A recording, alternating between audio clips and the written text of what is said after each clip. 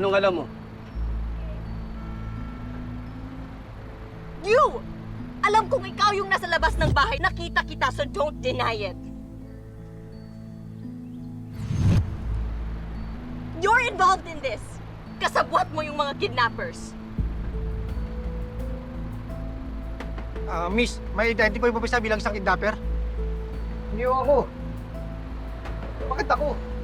Oo nga eh. Kung kasama namin mga kidnapper, ba't namin kayo tinulungan? Ay, pumirmi pa nga kami dito, sinamahan ka, hanggang dumating yung mga pulis eh. Makahusga ka naman, kala mo?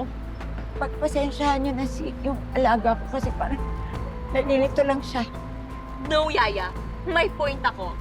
Binangga niya ako ng bike niya, remember? Tapos, nakita ko siya sa labas ng bahay. Binabantayan mo ang kilos namin.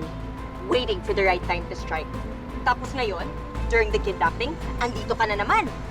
Hindi na coincidence yun. Planado niyo yun. Uy, sobra ka naman.